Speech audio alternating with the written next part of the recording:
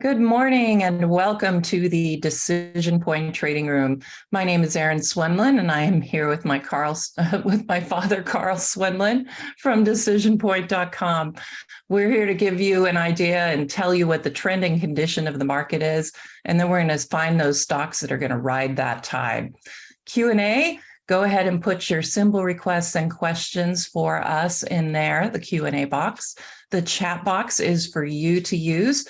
Just make sure that when you are writing your comment in, that you use the drop-down menu right above the comment so that it goes to everyone. Our dear friend Fred is in there moderating for us, so go ahead and go tell him where you're from and get the conversation started. All right, let's get our conversation started, Dad. What's the market going on right now? What's going on? Okay, well, I'll get to that, but there are a couple of things I wanted to cover before that. First of all, I wanted to talk about the difference between the S&P 500 index itself, which symbol is $SPX, versus SPY. We run our signals off the ETFs because since they're stocks, they are adjusted periodically for the dividends. The index itself is not. So you're going to get slightly different signal changes, basically calculating off those two types of indexes. And of course, as technicians, we want adjusted data always. And so that's what we have. There is actually an index out there, a dollar, and I can't remember the symbol of it, but it is actually an index that is dividend adjusted. But I don't know what it is. They'll never use it because it's too complicated for the average person to deal with. But okay, including us. Yeah, enough of that. I had an epiphany a couple of weeks ago regarding the PMO. I developed a PMO a couple of decades ago.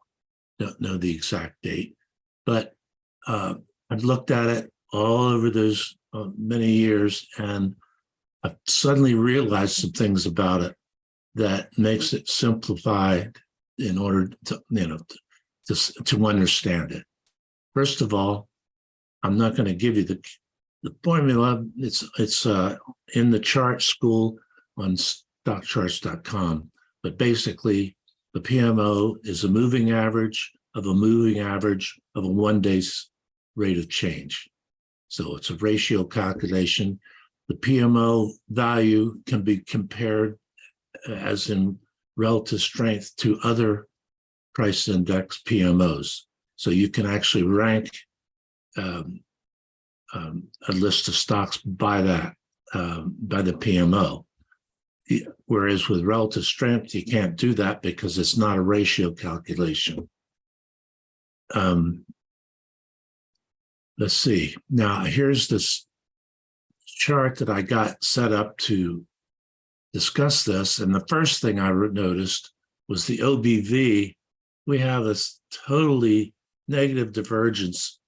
Actually, it follows downward, but this bounce price-wise is not picked up by the OBV, which means the volume has not come in. This top is lower than this top versus this top being higher than this top. That's the divergence, and it's not a good sign. But enough of that. Getting to the PMO. The PMO will, if all things being equal, if this price is moving just directly sideways with no variation, it will default to the zero line. When it's rising above the zero line, it means that there's positive pressures on price and it's moving price up. When it falls below the zero line, that means the pressures are negative, forcing price down. Now, here's where it gets a little bit complicated. When it rises below the zero line, you have to be cautious. In this case, obviously, price has reversed and is going up. But a lot of times, price will flatten out, and don't have a good example on this chart, I don't think, but as price just goes flat, the PMO will default back towards the zero line. Again, rising PMO is a good thing, but when it's below the zero line, you want to make sure that it's rising because price rising and not just because price is leveled off. The same thing goes for falling above the zero line.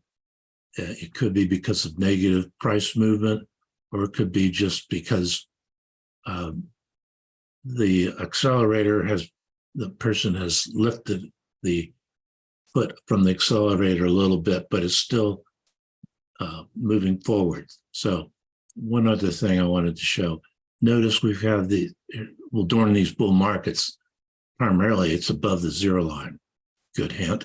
But notice when it moves sideways, that is when it's moving sideways above the zero line, that's a good thing. That means you still have a certain amount of pressure on the accelerator and prices are moving higher at a pretty much even rate of change. And so that's a good thing. Anything else you can think of that I might have missed, Erin? I don't think so. I mean, we did have a question as to, is a buy signal just as good below the zero line as it is above the zero line? And in the context of what you're talking about, what would you say? Okay, we're talking about PMO buy signals with the PMOs crossing through the signal line. Again, you want to make sure you're looking at price. What is price doing? Is it moving higher, or is it just leveled off? Because if you have a PMO way below the zero line and prices level off, they stop going down, but they don't move higher. Then, but as long as they level off, the PMO is going to default back to the zero line. Confirmations are then important. That's kind of why I'm always looking at those other the other indicators on, the technical indicators that we follow, just so we can at least get some confirmation. I know I've told subscribers as well that when you get those crossovers beneath the zero line, I like a crossover no matter where it occurs, but I think it really is a shadow of the risk that signal is carrying with it as far as where it happens. So if it happens below the zero line, it's still a good signal, but we have to just make sure that we have confirmation and we know that it's going to be a little more risky because it is coming out of, some very negative momentum that brought the PMO to that level anyway. Yeah. And, I know something I missed. When the PMO levels off or tops, I don't think that's the best time, even with downside crossovers. It's not necessarily a good time to close a long position. You should use a stop because you can get kind of a weakness in the PMO, but it's still got strength and it's moving higher. So when it tops out, you want to be sure your stop is comfortable for what you feel in case price falls out of bed. But basically, the PMO can rise and fall above the zero line, and it's not going to cause a problem. You can see in this area here, and again in this bull market leg. Let me move to the market. We're having some chopping around today. It's still nearly a half a percentage point higher, but it's been a lot higher than that today. The bank issue is still an issue. The CS, that's the symbol, Credit Suisse. They were purchased by UBS, so that takes that problem off the table.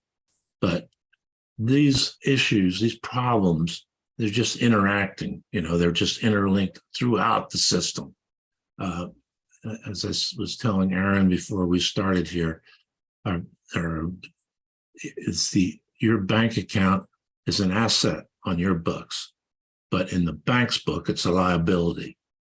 And so that interaction works very well, but things can get out of balance, like with that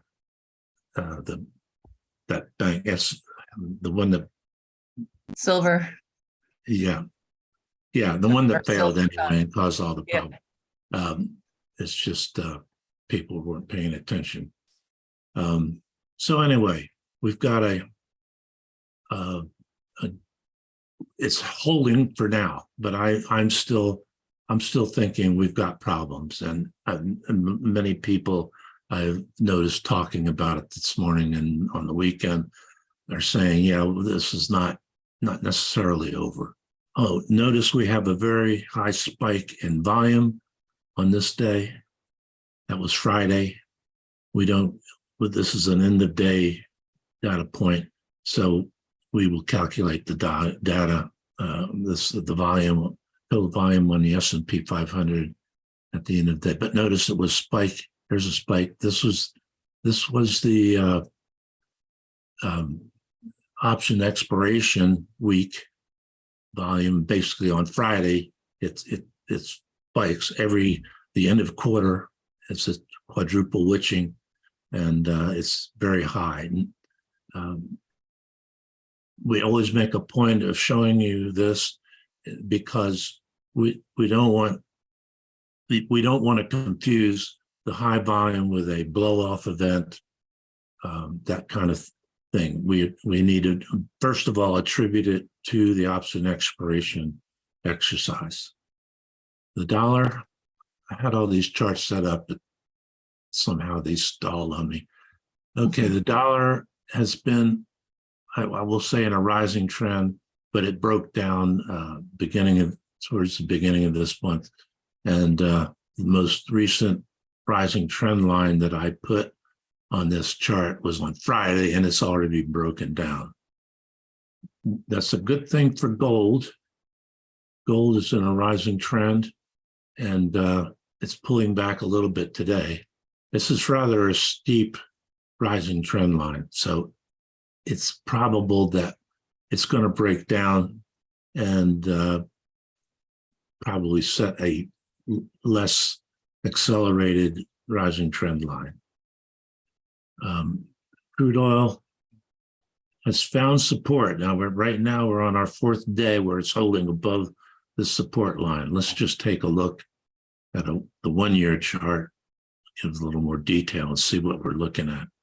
Yeah, still no help in terms of. Yeah, the weekly chart is where you can find that support level. Yeah, where does that support come from? And do we see anything here? Let's see. Well, I've been looking at, if you pull up the weekly chart for this one in WTIC, we're hitting that really important area of support. I mean, the gap support there with that top in 2021, it's super strong, but WTIC hasn't quite hit its level, its lowest. And so my thought is that USO should reverse here, but it could go down a little bit further because WTIC hasn't hit that level. Okay, well, we'll just say there's congestion in this area and it could be finding support. This is a continuous contract chart for crude oil, the dollar WTIC, but actually shows the effect of owning those contracts. So there's slippage as you roll contracts, and this actually sorts it out. So right now, this could be a good lever support. So next, we're looking about something like here. Treasuries, basically been since mid-November, it's been in a trading range. This is the 20+ year Treasury bonds. You know what? I want to show another chart. I keep going back to this chart, my bond folder, and a really long-term chart. I've talked about this regularly, even though it's a long-term monthly chart. But look at what's happened is you have the banks run into trouble. They buy long-term assets to offset their short-term obligations. Doesn't work well. Since the high, long bonds have fallen about 35%. That's a hell of a hit. That's in a period of what, 2.5 years. Now, it doesn't matter if you're holding the bond for 30 years, you don't care, because at the end you're going to get your money back plus your interest. But when you have to be in and out of a security, you need to be watching. And when it started dropping, those banks should have been figuring another way to offset their short-term obligations.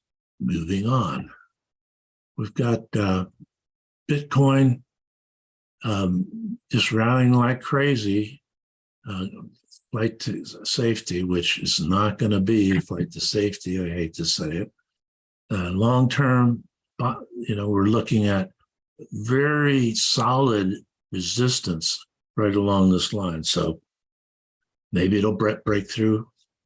But right now, I would say very unlikely. There's a lot of resistance there. Why does that resistance come into play?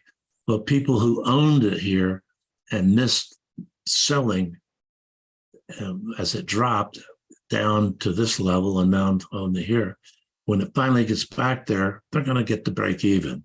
So they'll bail. That's why there's resistance. The same works with support. You get people who sold out here and, on this crash, and then things start moving up. Well, they're really sorry they missed out on that. And the next time it gets down to that level, they're going to try to jump back in. That's why you find support, which, of course, in this case, did not hold. The 10-year, which has a lot of attention, we see it jumping all around, but the way you get a sense of what's happening is to look at a chart. And it's been holding above this support line for let's say there's for 6 trading days.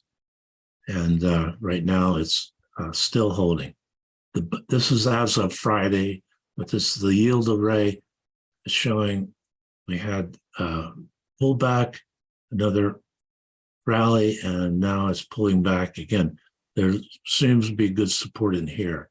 And if Fed raises interest rates on Wednesday, that will probably hold. It'll probably be starting higher again.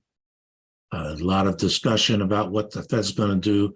I don't know what they're going to do, but just wait and see whether they just hold at this current level. Rates are still higher than they've been for a couple of years. Looking at Apple, about the big techs, and starting with Apple, it's run into resistance at this level. We see I had a rising trend, a pullback.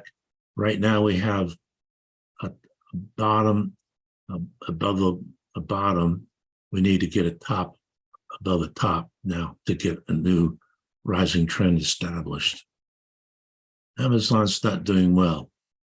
Google has hit resistance right about this level. Meta was up earlier today, but it's pulling back. Microsoft really dropping off of Friday's close. Netflix has a nice rising trend going. It's coming down. It looks like to challenge that, to test it again. NVIDIA, I guess I think they're one that's a player in the artificial intelligence field. And what's going on in Tesla? Well, it's pulling back. So we have, again, maybe we're going to be establishing a new rising trend against a line drawn here, but you got to get a high above this high. And right now we've got a top beneath the top. So we could be setting a new falling trend before too long. Okay, I think that does it for me. Let me find the... Unless there's questions, and there is one. What's that? There's a question for you. Okay. All right. Linda asks, what impact would there be on regular Americans if the dollar lost reserve status? Would this cause a collapse of the dollar? And what does this mean to regular Americans? Oh, man, I'm sorry. I know, right? Above my pay grade. No, it would not be a good thing if the dollar lost its reserve status. But it could possibly good happen. We don't know. The Congress is doing their very best to see that happens, and yeah, I don't. It's too complicated for me to answer. We just follow the charts. Yeah. Do you have anything to add to that? No, I would just say that, yeah, it's obviously not going to be good if that were to happen. But as you know, they're working pretty hard to allay fears of that happening, and which is part of my fear is the fact that they're being so, when you get messages on Sunday from, from Chairman Powell that, hey, everything's okay. it's a little nerve wracking. So I'm kind of surprised the market's doing what it is. Right. The answer is gold. That would be the life raft, the life preserver for most people. I can't guarantee that's the case, but it's the logical alternative. Okay, let's see. I'm having trouble with my... Oh, well, the rest are pretty much symbol requests. So I'm going to grab the screen and let's look at some of the sectors. Okay. All right. Okay, let me get this a little bit out of my way so I can see. Of course, it won't let me. There we go. All right, so as you can see with the sectors, energy is definitely having the big reversal today. Pretty beat down sector based on crude oil. Financials actually doing fairly well, up almost 1%. It is made up of more than just banks, so it could have some strength in there as well. Technology getting hit the hardest. So I think that's pretty interesting. It's been helping things move along, and comm services actually look pretty good going into this week as well. So a little surprising to see these leadership sectors at the bottom of the list right now. So, but at the same time, the defensive sectors aren't really taking over here either. Utilities are only just a little above those aggressive groups. Healthcare is also up there in staples, but still not leading like energy and materials today. Okay, I'm just going to go in here to get to my sectors, and I want to view all of them in candle glance. There we go. Oh, that's not, okay, that's right, because we have more than, okay, hang on. I wanted to, I don't want everybody else in there that we have, so I know I have one that's just the sectors. There we go. All righty. Okay, so let's take a look at PMOs to start off. This is every one of the 11 sectors that are in the S&P 500. And right now, Staples actually has a PMO buy signal that has come in. We're getting close on healthcare, but boy, when you look at a price movement like this, and in fact, getting even more volatile on the way down, getting kind of a bugle-shaped broadening pattern on the way down, which is very dangerous. So be very careful with the healthcare sector. We can see technology getting a crossover buy signal today. I like the look of technology moving forward. We'll go ahead and take a quick peek at that chart. And interestingly, on the other side is utilities, which look very strong. Double bottom, saw a breakout from the confirmation line. So it's very interesting to see these two almost equal and opposite groups, sectors, doing well at the same time. This is highly defensive, whereas this is highly growth oriented or aggressive. So I think that's really interesting to see this kind of strange rotation going on. And there's comm services also getting close to a PMO crossover buy signal. So a little bit of a double bottom, kind of a weird looking shape on that one, but hitting resistance, hasn't broken above it yet. But technology really showing a lot of the strength right now, and utilities. So I think we'll concentrate on those, and then we'll take a peek at staples and comm services as well. But everything else is looking not very healthy. So I don't think we need to go too deeply into those. All right, now I need to get to my other list. Okay. So here is XLC, like I said, getting close to a crossover buy signal, but you're still not seeing a lot of participation under the surface as far as stocks above their 20, 50, and 200-day EMAs. Stochastics is above 80, and relative strength has been quite nice for comm services, but a little bit off today. Staples was the other interesting looking sector. And you can see we have a bullish falling wedge and just a tiny little breakout. I mean, I don't know if I'd call it that exactly, but certainly looking good, like we might get one. You've got the PMO on a crossover buy signal. RSI is now in positive territory. So this defensive sector does look pretty good. We need a little bit more participation under the surface if we want to see this one to continue, see it continuing to rise. We need more support under the surface, and we don't have even half the stocks yet above their 20, 50, or 200-day EMAs, but stochastics rising. Like I said, I think consumer staples are looking interesting. It's that defensive area of the market. And with things looking a little bit hairy right now, that's where a lot of people are headed. All right, technology. Like I said, really interesting. It's not getting above this area of overhead resistance, which is something I would expect to see as we're on this in this nice rising trend channel. Bottom above a bottom, top above a top. So it's doing what we want. We do have the PMO buy signal coming in here above the zero line. And we were just talking about that. That's a good sign that new momentum is probably coming to pass here. Again, though, I really would like to see at least half the stocks above their 20, 50, and 200. The silver cross, you'll notice on most of these, has been turning down.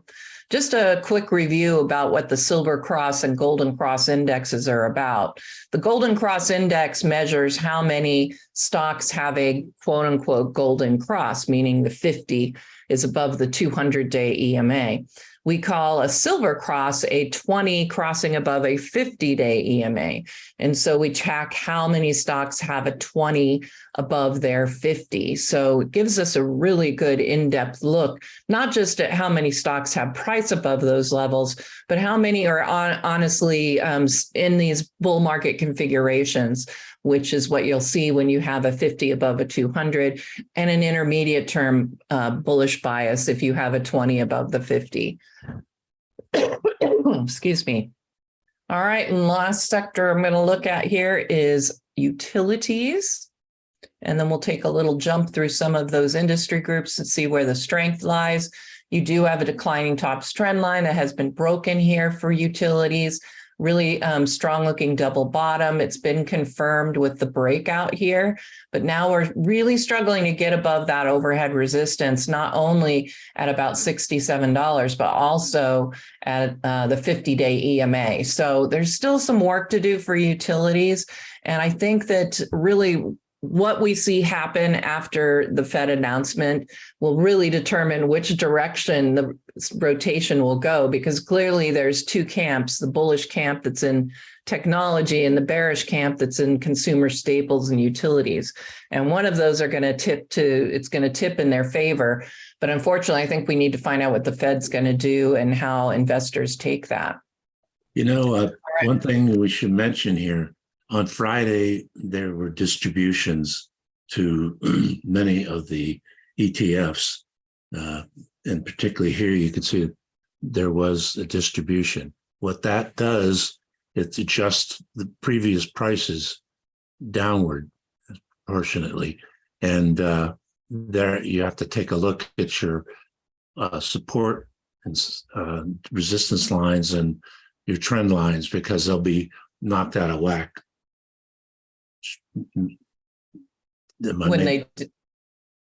When they adjust, yes. Right. So just something to keep in mind. Another thing I noticed on utilities as you were talking is that silver cross index is giving us an upside cross above its signal line, and that's a really good sign for utilities. And also I see over 50% here above their 20 and 50-day EMAs. So that's enough strength to keep utilities moving forward. And I meant to check what that participation was on technology. And yes, so you can see under 50%. So the utilities sector is really set up to do a bit better here than technology if you look at it just based on the participation. But like I said, depending on how investors take the Fed announcement, I think most of this is baked in. So I don't know that we're going to see utilities continue to move higher if investors are okay with what's going on. The fact that we're up today, I think, tells you that there is a lot of investor confidence out there. I don't know. I mean, yeah, there's confidence, whether it's justified or not. It's just, I mean, people are so optimistic about what the Fed's going to do. They, if there's a slight chance, they'll stop, and people just pile on before they really find out what's going to happen. Yeah, and I don't think it'll be zero. I think that's honestly a long shot, but I think the odds out there right now are for 0.25%. With like only a few people thinking that it'll be 50 basis points, but the majority of people don't think they're going to raise it at all. So I think that's definitely wishful thinking, but I could be wrong.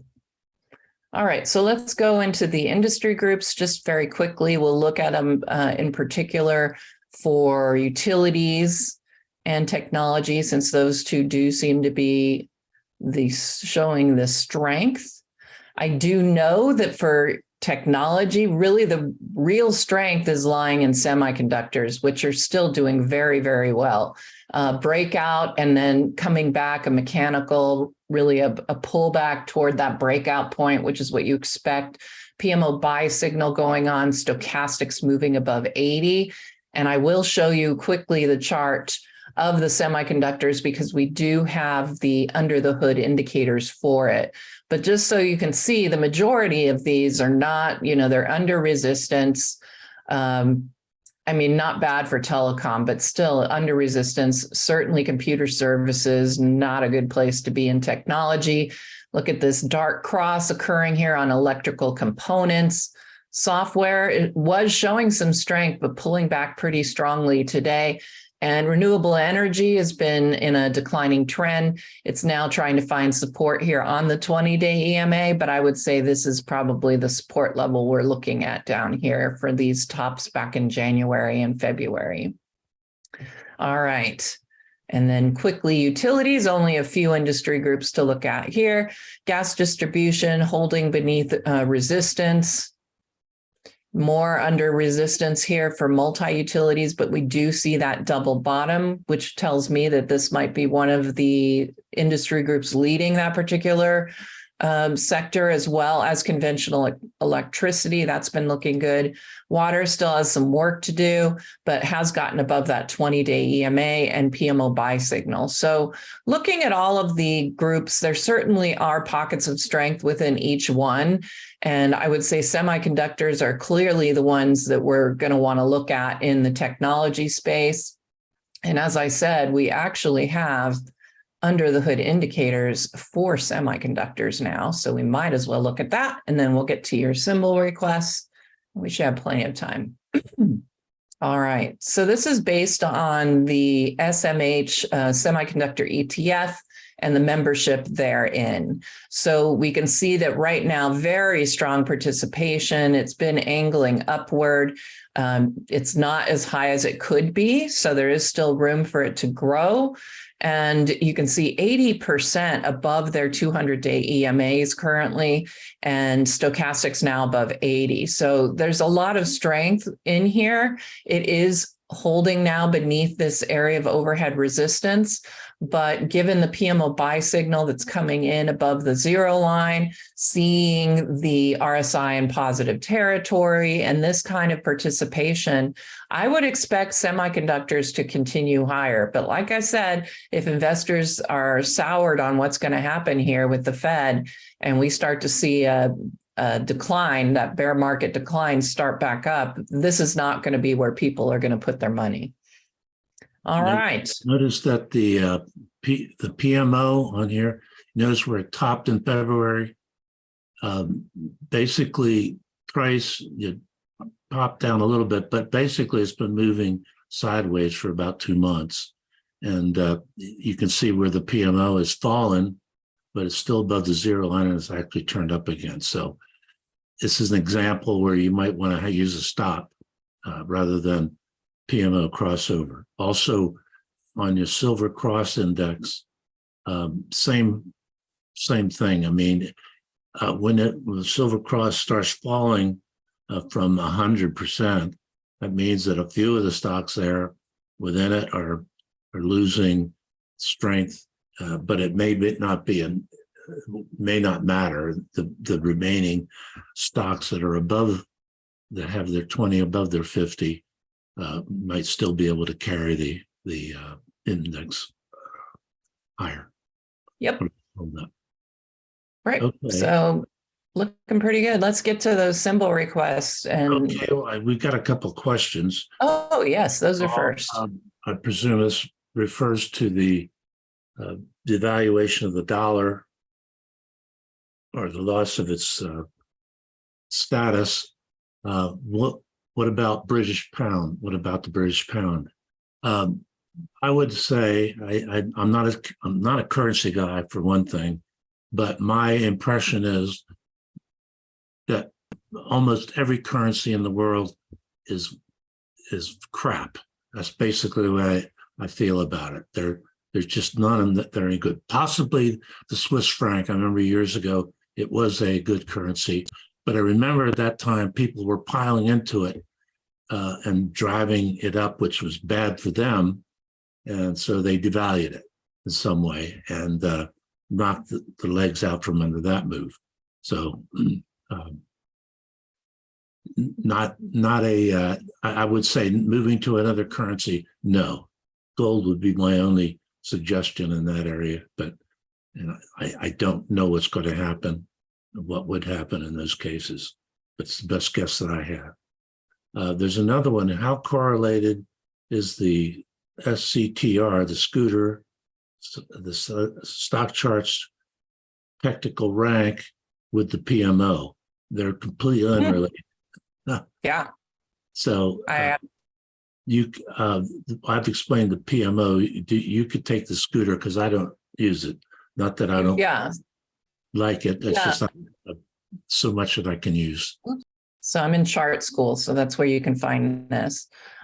So the calculations are very different. It's more of, it does take rate of change into account, but long-term and medium-term indicators are pretty much determined, as you can see through here, how many are below their 50-day EMA, et cetera.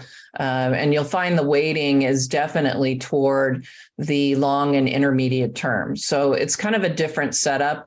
The PMO is not really anything like that. It's simply a rate of change. So you could certainly do a correlation. There's no reason you can't do a correlation, but just realize it's not really causation going on there. It's an interesting thing to look at is how I would. The PMO stands alone and it's just the stock's technical internal strength. That's what it measures. Now, again, it's because of the calculation, you can compare it with other stocks. The scooter can be compared with other stocks. So Yes. in that respect, they're the same, but they're completely different in the way they are calculated and interpreted. Okay. Yep. Okay, we've answered that. And what is the best trailing method when in profit? Trailing stop. How do you recommend? I'm not the trader. Yeah. I think trailing stops are good when you're in a really strong rising trend or a parabolic move. Mainly because it's going to be moving so quickly, it's going to take a lot of effort to keep raising that stop. And you need to protect yourself when you're in a nice, strong rising trend, period. So the percentage of one is kind of determined obviously by your own risk. For me, if I'm in a parabolic or I'm in a really strong rising trend, I'll set my trailing stops. If I use one, I'll set them pretty deep, because a lot of times you're going to see a lot of action, but on those parabolics, you don't want to get stopped out on just a quick pullback. You want to ride it as long as you can. So that's when I tend to use a trailing stop. But again, it's all of that, I think, is really determined by the trader themselves. So there's another question here. Where to get the tickets for these industries? I think what he's asking is, how do you invest in the industry group?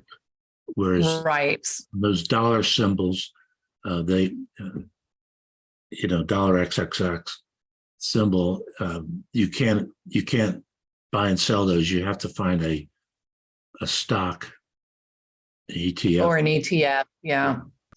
And unfortunately, you're right. A lot of those industry groups don't have ETFs that go with them. A lot of them do, and you can look them up that way. I'm trying to think of a good example of what we were looking at. I mean, semiconductors, we know. Software, I know, has one. There we go. And you can get a couple of different ones here. So there's a spider version. Just keep an eye on the volume of these ETFs. I think that would be my big thing. But usually if you just start typing in the industry group and add ETF, you're more than likely going to get an idea of where it is. But you're correct. The stocks that are in the industry group, there is a way to find that out.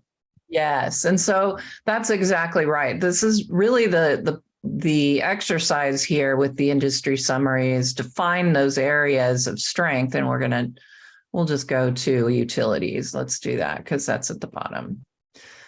And I know that I don't know of any ETFs that go with them, but let's just say multi-utilities was something you were interested in. I don't think there's an ETF for that. I could be wrong. But if you come down here, right to that button and click it, it's going to give you all of the stocks that StockCharts has listed in that particular industry group. And that gives you a way to at least know that you're fishing in the right place and dropping your line where you might get a good stock. You can just hover over these symbols to get kind of a basic look. And if something grabs your attention, then you can look at it. Like a Vista is grabbing my attention. It looked like it was breaking out there. And we can see a nice PMO, et cetera, et cetera. So that's really the way you use that industry summary.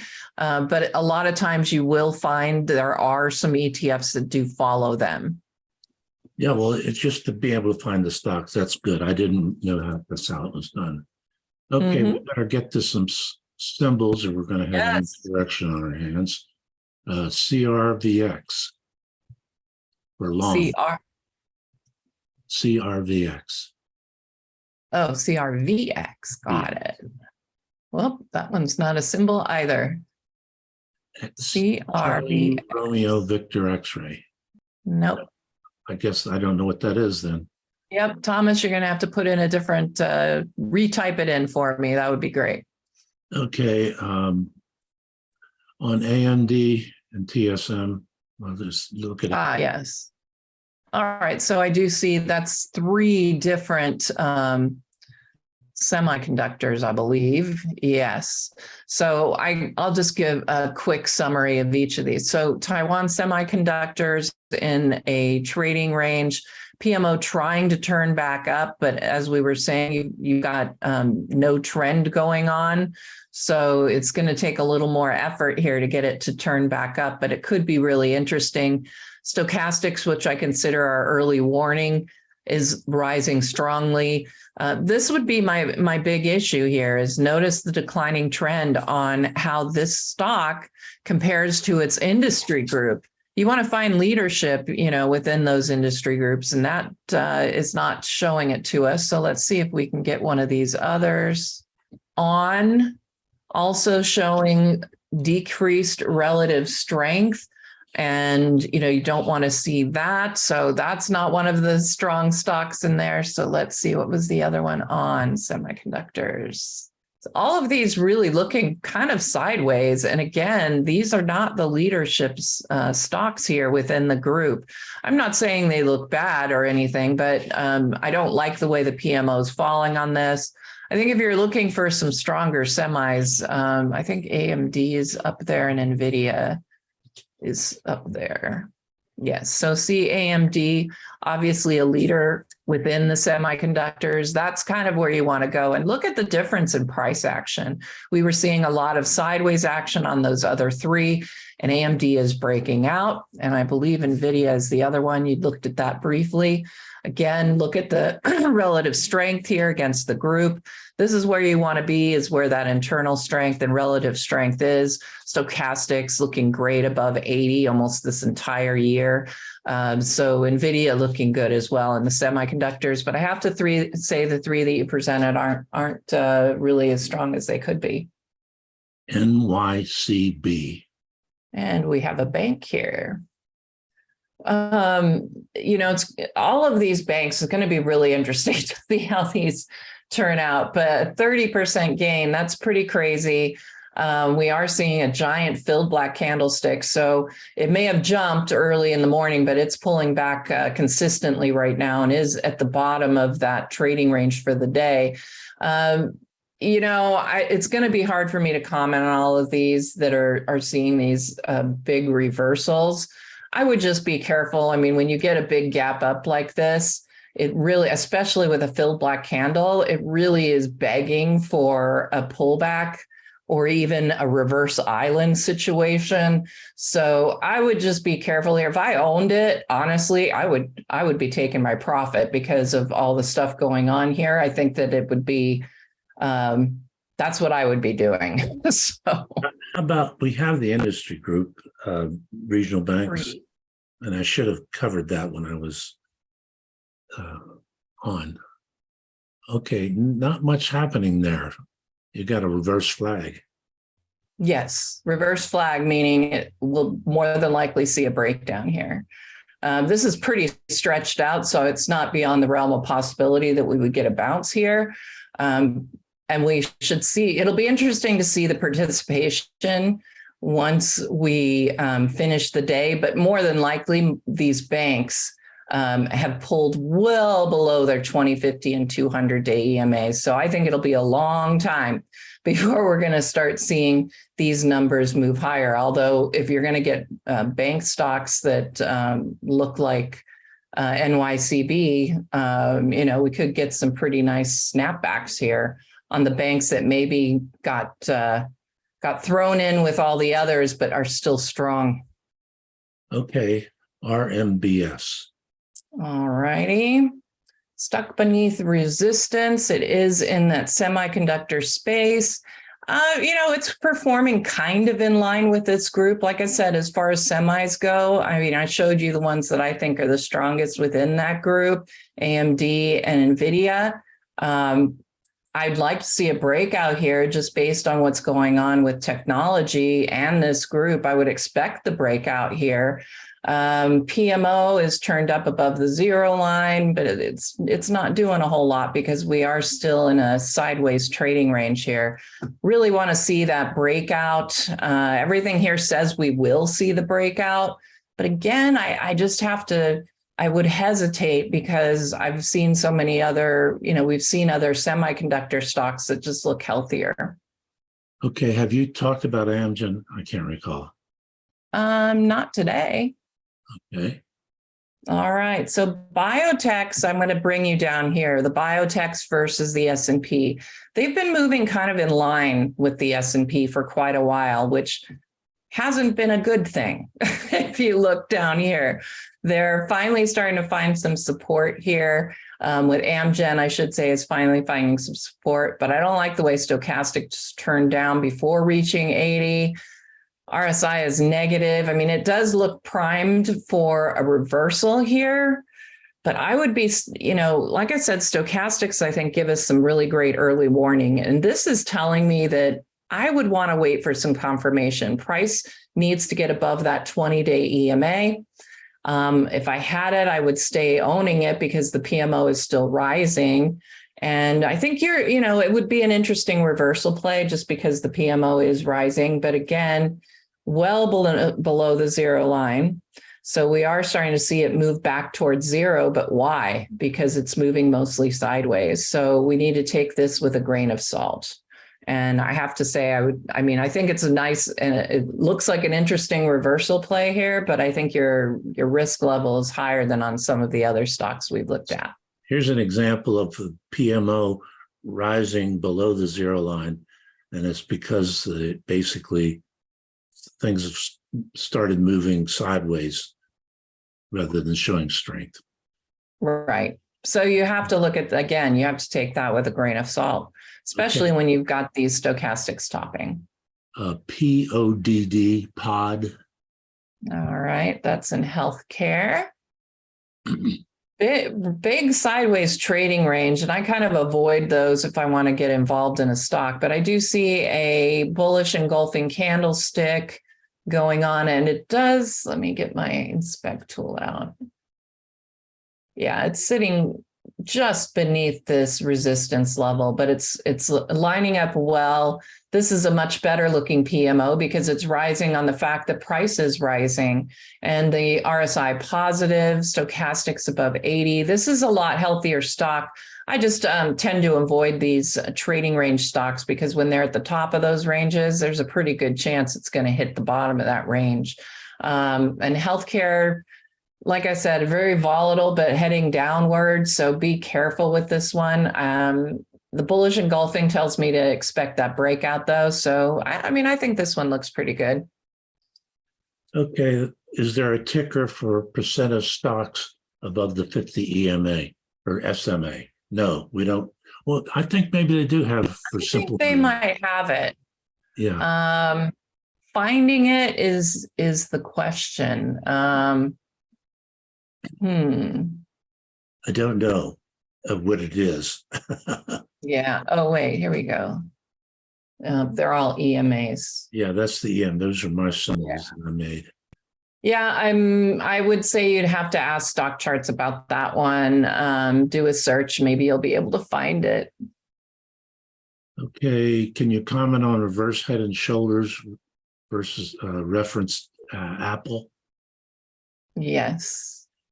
All right. So reverse head and shoulders. I think this might look better on a weekly chart because I think I see what you're talking about, but not a monthly. Okay. So technically, yeah, I think you could call it a reverse head and shoulders because it's coming out of a decline. Remember, head and shoulders patterns are reversal patterns. So they need to come out of a regular head and shoulders. It has to come from a rising trend. A reverse head and shoulders needs to come in off of a declining trend. So I'd say, yeah, you have enough of one there. This does look like a bottoming formation or a basing pattern, as they say. Left shoulder, head, right shoulder. So I could see that. I like the weekly PMO. It's now above the zero line. Scooter is above 75. RSI positive on the weekly chart. I think it does look pretty good for a breakout. Okay. It's trying to break out right now. So Apple's looking pretty strong. Okay, 2.5 minutes. All right. SYM.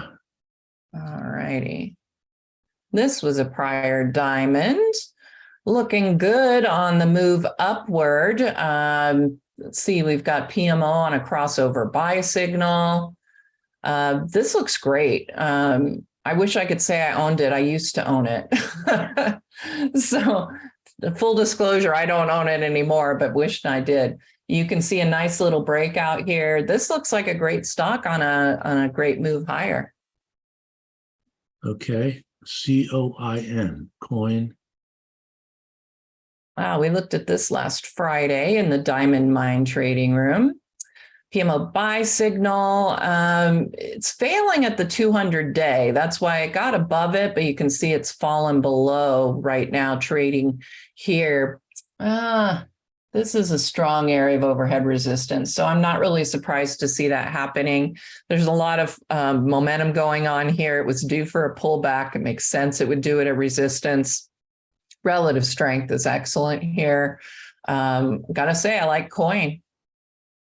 Okay, silver, SLV. All righty. Silver looking good. I talked about this one in DecisionPoint Diamonds last week. So I'm pretty happy with the results here on that diamond in the rough. And everything looking good here. I think that silver is probably going to benefit from, the rise in gold. It didn't do too much for it here, but looking good. I don't know. Any thoughts on silver here? Well, it's rallying. It doesn't look as good as gold. True that. Okay. We are getting ready to hit overhead resistance at that gap. Less than a minute. All right, one more. Okay, PLTR. Palantir.